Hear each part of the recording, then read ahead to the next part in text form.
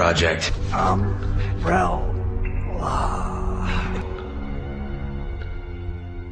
Hello one and all, it's your podcast host Neptune here, and welcome to the first in a potential series where we will give you all the information you need from the world of Biohazard. First up, we look at a series of games particularly close to my heart, the often misunderstood Confidential Report.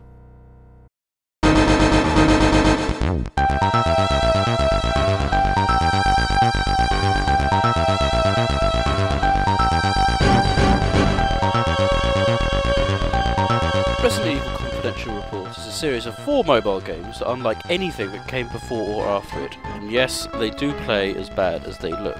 Big thanks to the capture videos from YouTube, and credit and links are in the description below. So without further ado, let's break down this series. Confidential Report File 1 was released in Japan on the 13th of February 2003 and then later re-released on the iMode services on the 1st of February 2005. iMode, of course, was the precursor to the 3G mobile internet service and added connectivity features to the game. Western audiences saw the game come out in 2006, with the rest of the games following shortly thereafter. All 4 games are turn-based, utilising a grid-based system. Turn-based movement applies to all characters in the room, making progress through the locations extremely slow indeed. Confidential Report features all new characters and returning and enhanced BOWs, so let's dig a little deeper.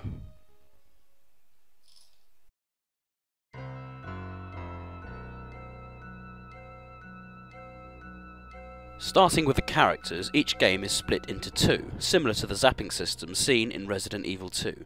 You can choose which one to play with at the beginning of each new game.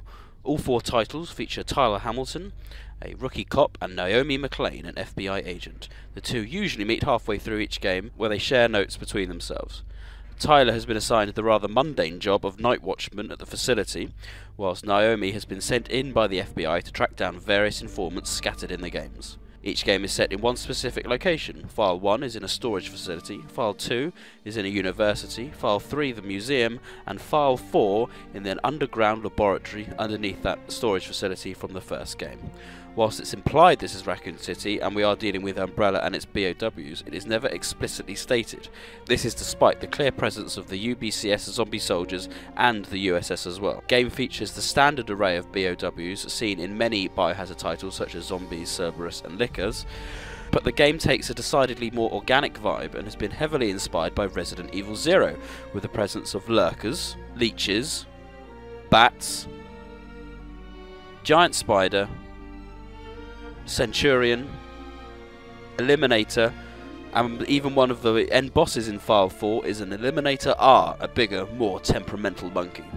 Perhaps controversially, it also features multiple nemesis from Resident Evil 3 and the Umbrella USS squads as well. Surprisingly, there are huge amounts of weaponry scattered throughout the games, including various handguns, shotguns, and grenade launchers. In Japan, the iMode service also introduced a weapons dealer, and he appeared in all 4 games, enabling players to upgrade their weaponry. This dealer was not present in the US version. So what's this game actually about storyline-wise? Essentially, in the secret lab seen in File 4, a new virus dubbed the Matchless Soldier or MS virus has been developed and tested upon, but not fully finalised. Designed to create ultimate soldiers, it follows the usual Biohazard tropes of controllable BOWs. Quite how an MS variant infectant would have looked we do not know, but the files hint at the main aim being similar to what Spencer was aiming for with the progenitor virus. Some scientists working under lead researcher A objected to their testing and defected. They were willing to act as informants for the FBI. The FBI sent in some agents. A becomes aware of the defection and the leak of the T-virus in the city and blows up the lab, releasing the BOWs. Tyler is caught in the rubble and Naomi is sent in to try and rescue her agents and find the informants. The 2 battle through BOWs trying to locate informants before the finale in the underground laboratory. Here Tyler becomes infected with the MS virus but is able to administer the vaccine in time. Naomi, meanwhile, encounters A, who after seeing the horrors of the viruses, provides her with all the evidence she needs before he is assassinated by the USS and 2 nemesis. Both are able to escape the lab and the city before it is bombed and destroyed. So, is it canon? That is a $64,000 question. In truth, probably not. The game goes out of its way not to mention Raccoon City, Umbrella, or even the T-Virus, despite the clear connection to the main series. The soldiers are clearly USS, the UBCS are present, and the Nemesis too. In terms of when the individual games take place, working backwards from File 4, they all fit remarkably well, with only a small tinker for File 2. You can read more of my thoughts in the 2 reports I've linked below. The presence of 3 extra Nemesis, believe it or not, is not quite as off the wall as you may think.